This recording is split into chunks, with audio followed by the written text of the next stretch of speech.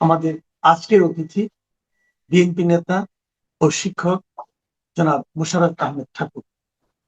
জনাব মোশাররফ আহমেদ ঠাকুর, আপনাকে আমাদের অনুষ্ঠানে স্বাগত জানাচ্ছি। মাসুদ ভাই, আপনাকেও স্বাগতম, ধন্যবাদ।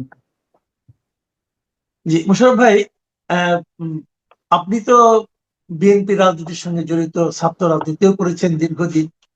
অনেক কিছু আপনার অভিজ্ঞতা আছে, রাজনীতির অনেক দৃশ্য দেখার। তো আমি আমি নিজেও অনেক, বয়স হতে কম হলো না, অনেক দিন ধরে রাজনীতি দেখছি, নির্বাচন দেখছি। কিন্তু এইবার প্রথমবারের মতো আমি আসলে আপনার দলের নেতার একটু প্রশংসাই করতে চাই।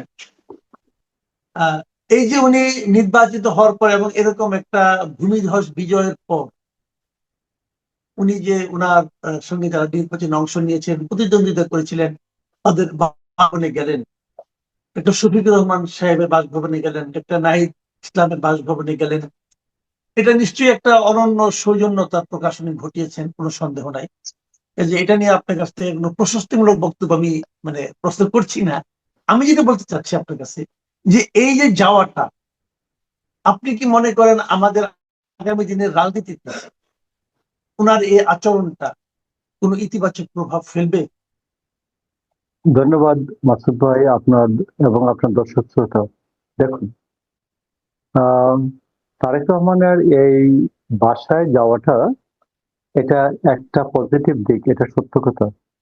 আপনি দেখবেন, শফিক শফিকুর রহমানের বাসার আশপাশের যে বসবাসকারী লোক, মানুষের বাচ্চারা পর্যন্ত এসে তারেক রহমানকে রিসিভ করার জন্য লাইনে দাঁড়িয়ে আছে। তো এমনি একটা দৃশ্যমান রাজনীতিতে এটা মাইলেজ দেয়। কিন্তু আমি আপনাকে বলি যে, আপনার মনে আছে যে নিশ্চয়ই, যে 1991 সালে আমরা যখন বিএনপি যখন সরকার গঠন করে, আমরা দীর্ঘ সময় আওয়ামী লীগের সাথে আন্দোলনে, ছাত্রলীগের সাথে আন্দোলনে ছিলাম, সংগ্রামে ছিলাম। এবং সংগ্রামে থেকে এরশাদকে বিদায়ের পরে কিছুদিন পরেই দেখা গেল যে ছাত্রলীগ মধুর ক্যান্টিনের সামনে দিয়ে তারা মিছিল করে যাচ্ছেন, খালেদা জিয়ার 2 গালে জুতা মারা তালে তালে। যদিও ছাত্র দলের পক্ষ থেকে কোনো এটার জন্য রিয়াকশন দেওয়া হয় নাই, কিন্তু আমরা একটু আশ্চর্য হয়েছিলাম। আপনি দেখবেন যে এই দীর্ঘ আন্দোলন সংগ্রামে আমরা শেখ হাসিনাকে পরাজিত করার পর, আমরা যখন এই যে মিটফোর্ডে যুব দলের কর্মী লালচাঁদ হত্যাকাণ্ডকে কেন্দ্র করে, এই হত্যাকাণ্ডে যারা জড়িত তারাও বিএনপির লোক, লালচাঁদও বিএনপির লোক, বিএনপির ছেলে, যুব দলের ছেলে। তো সেইখানে রেসিডেন্সিয়াল মডেল থেকে আরম্ভ করে বিভিন্ন স্কুলের বাচ্চাদেরকে দিয়ে যে মিছিলটা বের করলো, সেটা এনসিপি এবং বৈষম্য বিরোধী ছাত্র আন্দোলন এবং জামাত সম্মিলিতভাবে তারা মিছিলটা বের করলো। মিছিলের ল্যাঙ্গুয়েজটা বাংলাদেশের গত 55 বছরের ইতিহাসে কখনো উচ্চারিত হয়নি। যে অশ্লীল অসভ্য ল্যাঙ্গুয়েজটা, সেটা হলো 1 2 3 4 তারেক জিয়ার ড্যাশ ড্যাশ মার। আমার তো মনে আছে, এটা খুবই অশ্লীলতম। এবং আমি শুনলাম, এবং এরকম শুনিনি আমি। এবং ওই সময় দেশনেত্রী বেগম খালেদা জিয়ার বয়স 79 বছর বা প্লাস 79 বছর। তারা খালেদা জিয়ার 1 2 3 4 খালেদা জিয়ার ড্যাশ ড্যাশ মার, এইটা তারা করেছেন। এখন যে লোকগুলি এইরকম অশ্রাব্য অশ্লীল যে স্লোগান দিতে পারে, তারেক রহমান এই জিনিসটা ফেস করেন নাই। গত 1 বছর যে বাংলাদেশের পলিটিক্সে যে কিভাবে চলেছে, 1.5 বছর ডক্টর ইউনূস এবং তার সাথী, তার সহমর্মী যারা, তারা বাংলাদেশে কিরকম অশ্লীল অস্থাব্য রাজনীতির চর্চা করেছেন, আমরা সেইটা আমরা প্রত্যক্ষ করেছি, আমরা দেখেছি, প্রতিনিয়ত ফেস করেছি। তো এখন আপনি বলবেন যে আপনারা যে ফেস করেছেন, আপনাদের যে দুঃখবোধ, এইটার সাথে কি তারেক জি একাকার হয়ে যাবেন? তারেক রহমান একাকার হবেন না। উনি উনার সৌজন্যতা উনি দেখাবেন, উনার দরজা খোলা রাখবেন, তবে আমি মনে করি তারেক জিয়ার নিচের টায়ারের যারা আছেন, তারেক রহমানের নিচের টায়ারে যারা আছেন, তারা এই জিনিসটা মনে রাখবেন রাষ্ট্র এবং রাজনীতি চালানোর জন্য, যে কি ধরনের অশ্লীল রুচির লোকজন আমার ওই পাশে অপেক্ষা করছে। আমি যাদের সাথে কথা বলছি এদের রুচিটা কত অশ্লীল, কত অশ্রাব্য, এদের ভাষা, ল্যাঙ্গুয়েজ। আপনি দেখেছেন যে ঢাকা ৮ আসনে মির্জা আব্বাসের এগেনস্টে বহু বছর ধরে, প্রায় 1977 সালে উনি যখন কমিশনার ইলেকশন করেন, তখন উনার বয়স 25 বছর, এবং উনি 91 সালে যখন রাজনীতি ইলেকশন করেন, তখন যখন আমির আব্বাস আলী খানকে, জামাতে ইসলামের আমির আব্বাস আলী খানকে তিনি পরাজিত করেন, একেবারেই তার জামানত বাজেয়াপ্ত হয়। সেই সময় অনেক বড় নেতা আব্বাস আলী খান, এবং তার সাথে আরেকজন নেতা ছিলেন মুজাফর হোসেন পল্টু, বিখ্যাত মুক্তিযোদ্ধা। আওয়ামী লীগের, রাইট। তো তো মুজাফর হোসেন পল্টু, বিখ্যাত মুক্তিযোদ্ধা, আওয়ামী লীগের যুগ্ম সম্পাদক কেন্দ্রীয় কমিটির। আব্বাস ভাই তখন বিএনপির কেন্দ্রীয় কমিটির সদস্য না, জাস্ট যুব দলের সভাপতি। তো সেই ক্ষেত্রে মির্জা আব্বাস তো তার সিনিয়রদের সম্বন্ধে একটি কটু কথা উচ্চারণ করেন নাই। আপনিও তখন 91 সালে বড়, আমরাও মোটামুটি বড়, আমরা এমএ পাস করে গেছি আরো 2 বছর আগে। তো সেই কারণে রাজনীতির এই যে আমূল একটা পরিবর্তন, যে এই যে অশ্লীল অশ্রাব্য ল্যাঙ্গুয়েজের ব্যবহার, এবং শুধু মির্জা আব্বাস না, মির্জা আব্বাসের স্ত্রীকে নিয়ে যে পরিমাণ অশ্লীল কথাবার্তা বলা হয়েছে, যে পরিমাণ অশ্রাব্য কথাবার্তা বলা হয়েছে, এটা কোনো অবস্থাতেই সহ্য করার মতো না। তো তারপরে মির্জা আব্বাস এই সহিষ্ণুতার পরাকাষ্ঠা দেখিয়েছেন। আমি মনে করি এই জন্য তিনি ধন্যবাদ পাবেন। আর বাংলাদেশের মানুষকে আমি মনে করি, বিএনপি নেতা কর্মীদেরকে এই বিষয়টা একেবারেই মনে রাখতে হবে যে আমাদের কাউন্টার পার্ট, আমাদের অপরপক্ষ কারা, এরা কি ধরনের, এরা শুধু স্বাধীনতা বিরোধী না, এরা একটা অশ্লীল অশ্রাব্য ল্যাঙ্গুয়েজের ভাষার চর্চা করে রাজনীতিতে। জি, আচ্ছা, এটা নয় ভাষার কথা বললেন আপনি, রাজনীতিতেও তো কিন্তু নানা ধরনের কথাবার্তা ইদানিং তারা বলছেন। এই যে আসিফ মাহমুদ সজীব ভুঁইয়া, উনি কিছু কথাবার্তা বলছেন যে কিভাবে আন্দোলন হবে না হবে। আমার কেন যেন মনে হচ্ছে, আপনি কি এটা খেয়াল করেছেন কিনা, যে নতুন সরকার মঙ্গলবার দিন হয়তো শপথ দিবে, আপনার প্রথমে সংসদ সদস্য, পরে মন্ত্রী পরিষদ হবে, তো ধরা যাক বুধবার থেকে তাদের কার্যক্রম শুরু হবে। আমার তো এখন কেন যেন মনে হচ্ছে যে বুধবার থেকেই তাদের বিরুদ্ধে আন্দোলন শুরু করার একটা পায়তারা চলছে। তো একটা সরকারকে তারা কি একদিনও সময় দিবে না, এভাবে করবে? ধন্যবাদ আপনাকে। দেখুন মাসুদ ভাই, এই আসিফ মাহমুদ সজীব ভুঁইয়া নির্বাচন করে নাই। প্রচলিত কথা আছে, চালু আছে, যে তার সম্পদের হিসাব দিতে হবে, শুধুমাত্র তিনি এই জন্য ইলেকশন করেননি। এখন তিনি বলছেন যে আমরা ছায়া মন্ত্রিসভা গঠন করব। ওয়েলকাম, ব্রিটেনে এটা আছে, ব্রিটেনে এটা আছে। কিন্তু আমি আপনাকে বলি, আপনি বাংলাদেশে আসিফ মাহমুদ সজীব ভুঁইয়ারা যদি ছায়া মন্ত্রিসভা করেন, আমি তাদেরকে স্বাগত জানাবো। কিন্তু আমি আপনাকে বলছি, লিখে রাখেন, আসিফ মাহমুদ সজীব ভুঁইয়ারা কোনো ছায়া মন্ত্রিসভা গঠন করতে পারবেন না। কারণ প্রথমত একটা হচ্ছে বহিরঙ্গনগত কারণ। বাহ্যিক কারণটা হচ্ছে যে বাংলাদেশে এখন অফিসিয়াল সিক্রেসি অ্যাক্ট চালু আছে, আপনি জানেন। অফিসিয়াল সিক্রেসি অ্যাক্ট, আমি সালটা বলতে পারছি না, 1913 অথবা 1930 এইরকম অফিসিয়াল সিক্রেসি অ্যাক্ট।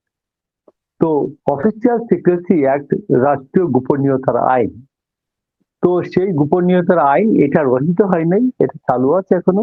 আপনার মনে আছে যে সাংবাদিক রোজিনা, প্রথম আলোর সাংবাদিক রোজিনা, তিনি একটি ফাইল লুকিয়ে দেখার কারণে তার বিরুদ্ধে অফিসিয়াল সিক্রেসি অ্যাক্ট আইনে মামলা হয়েছিল, মনে আছে আপনার? একদম মনে আছে, একদম। আচ্ছা, এবং সেটা ছিল জনস্বার্থে। করোনার আইন যে টেন্ডারটা, এটা কত টাকা। তো যাই হোক, সেইটা। আরেকটা হচ্ছে ছায়া মন্ত্রিসভা কেন হবে না? ছায়া মন্ত্রিসভা হলে ওকে মন্ত্রণালয়ে পাত্তা দিতে হবে, তো তুই পাত্তা পাবি কেন, আমি পাবো না? তো অফিসিয়াল ছায়ামন্ত্রী সবার প্রথম যে বিরোধী ব্যক্তিটা হবে, এইটার নাম তো আসিফ মোহাম্মদ সজীব ভুইয়া হবে, কারণ তিনি এমপি নন। রাইট। তিনি ছায়ামন্ত্রী সভার সদস্য হতে পারবেন না। তো ফর দ্য রিজন উনি তো প্রথম এটার বাধা হবেন, এবং যারা নির্বাচিত হন নাই, যারা ইয়াতে কি বলে এনসিপি থেকে, এরা সবাই বাধা দিবে। তো আমি আপনাকে বলছি, বাংলাদেশে আমরা 1996 সালে যখন 118 সিট নিয়ে 118 আসন নিয়ে অপোজিশন হয়, পরে 2টা আসন কমে যায়, ম্যাডামের 4 আসন ছাড়ার কারণে 2 আসন আওয়ামী লীগ নিয়ে যায়, বিএনপি 2 আসন পায়।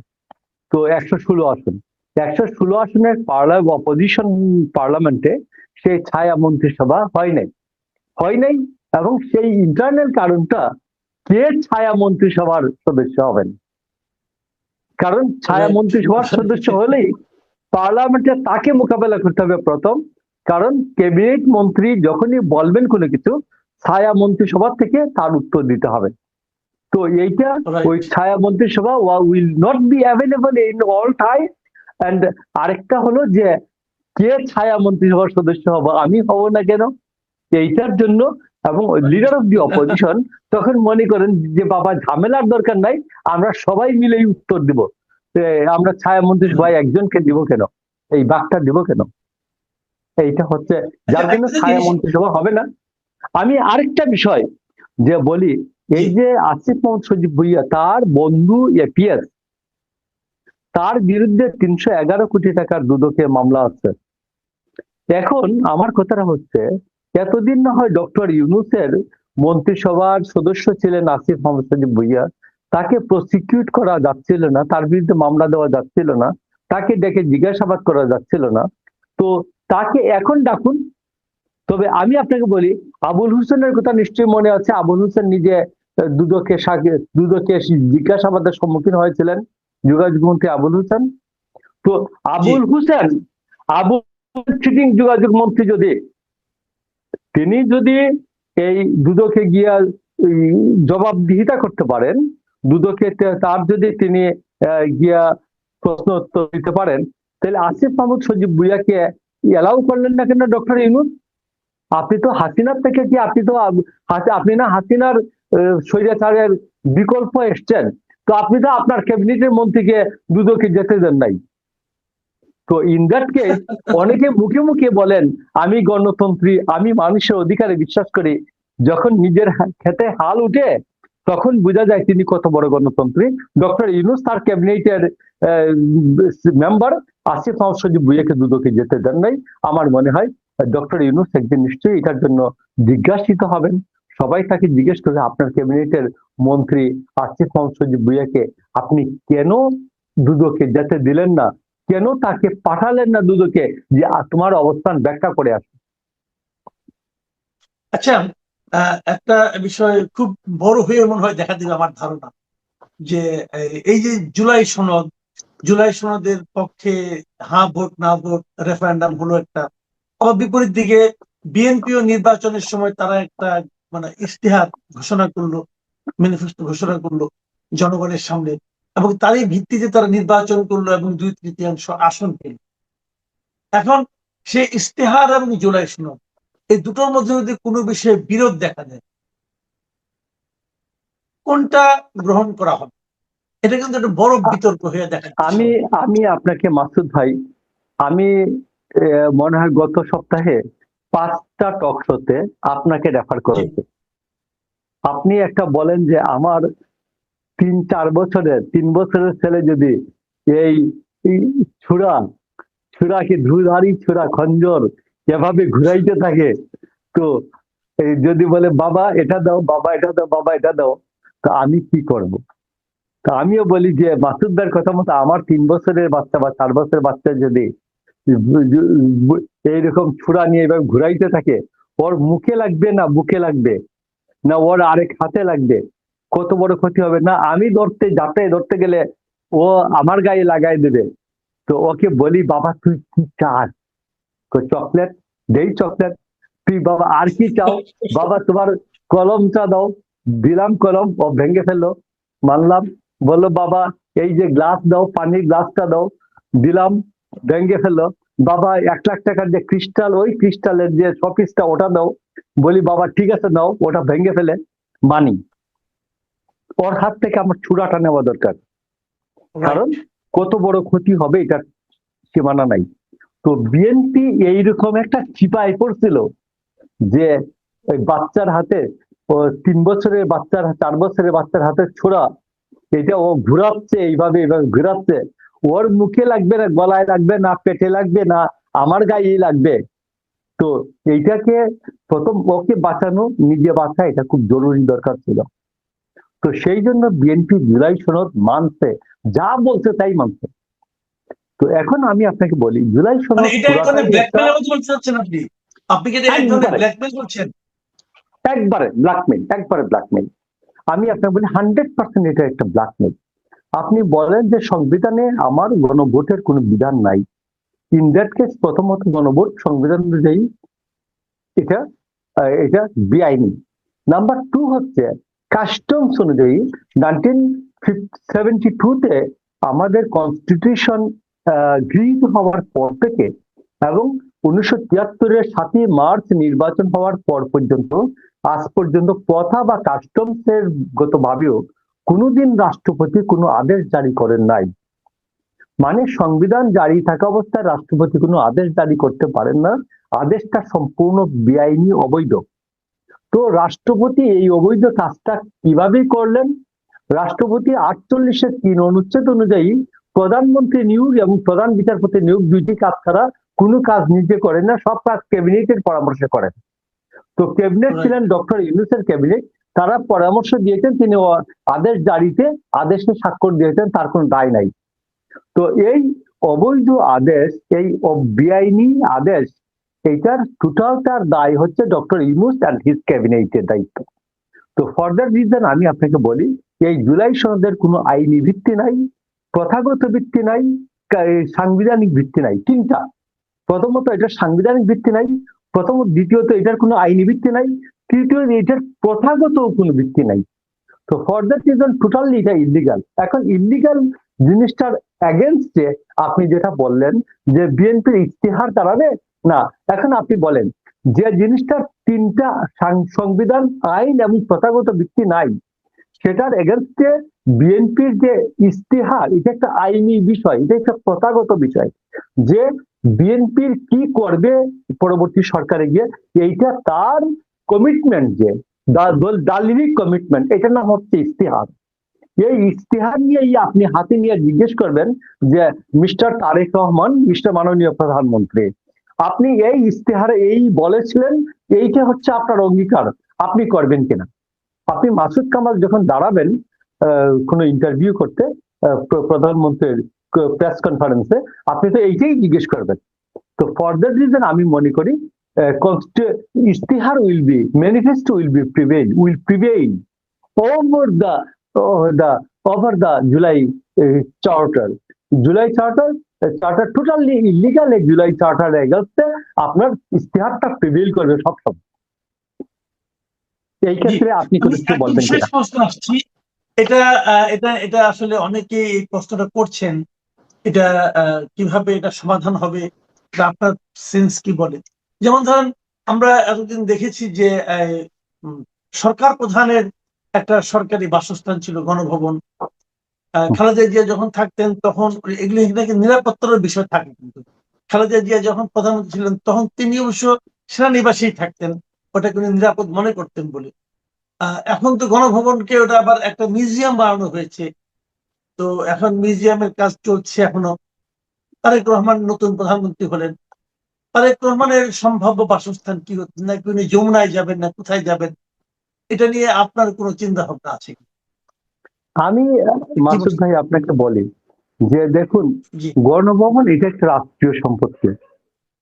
আপনাকে জি। বলি যে একটা আমাদের দেশে, আপনার বাড়ি ময়মনসিংহ, আমার বাড়ি হবিগঞ্জ, আমাদের হবিগঞ্জে ময়মনসিংহ গীতিকার সাথে হবিগঞ্জ বানিয়াচং দারুণ ভাবে নিবিড় ভাবে যুক্ত।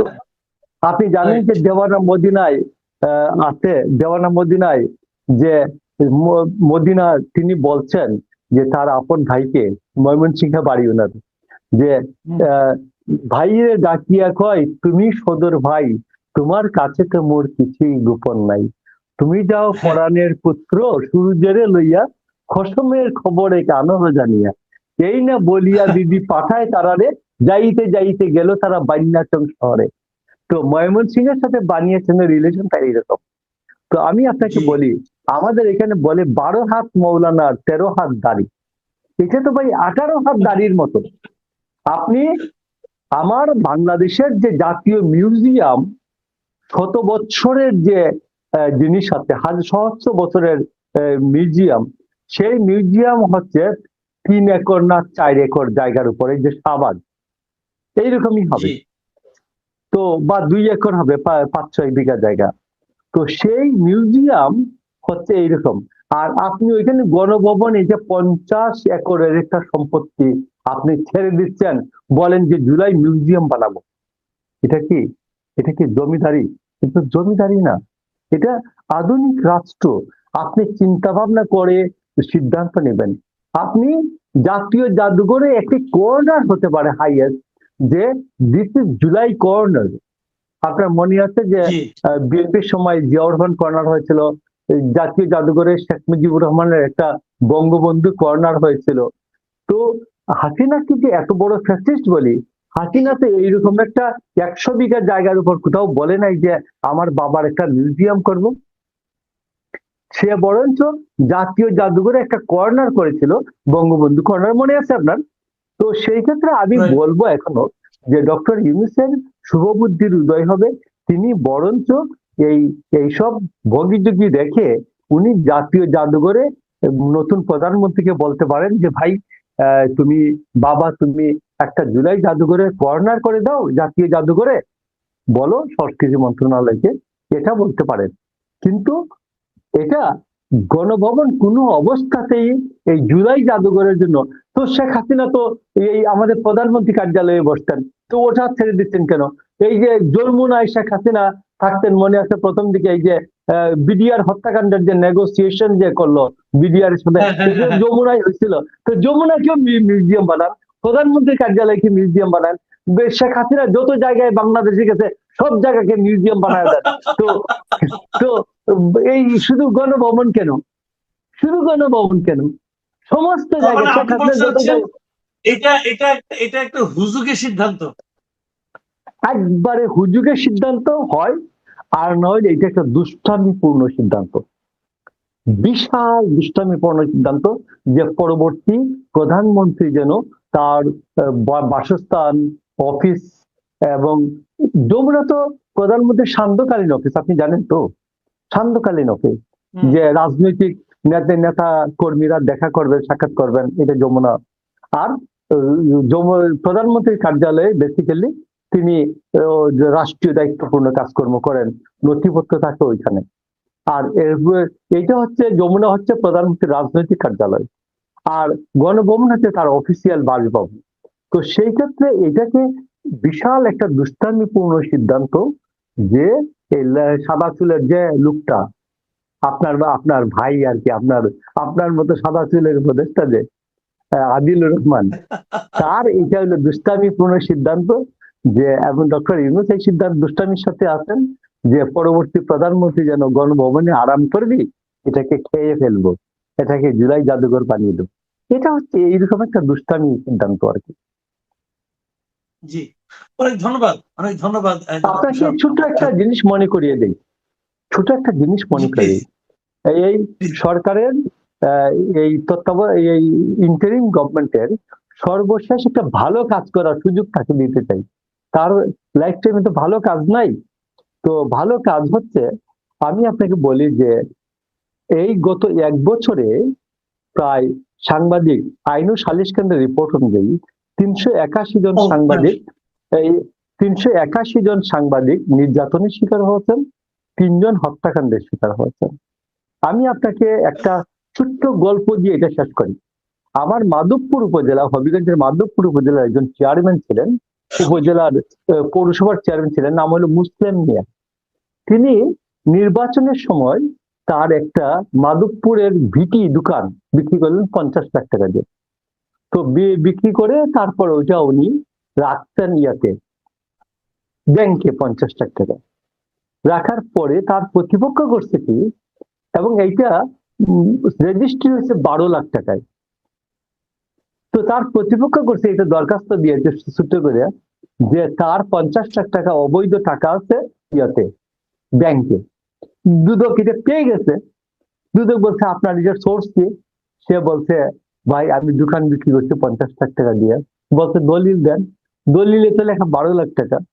তো যারা দলিল ক্রেতা এরা প্রথম প্রথম আইসা বলছে ইনকোয়ারির সময় যে না আমরা এটা 50 লাখ টাকা দিয়ে কিনছি। যখন দেখছে ট্যাক্স লাগিয়ে দিয়েছে, ওরে বলছে আপনারা হোয়াইট মানি দেখান। তো এখন এরপরে ও চুপ হয়ে গেছে, বলছে যে আমি জানি না। তো এই মুসলিম মিয়া বহুদিন ঘুরলেন, এটা নিয়ে বহুদিন ঘুরছেন।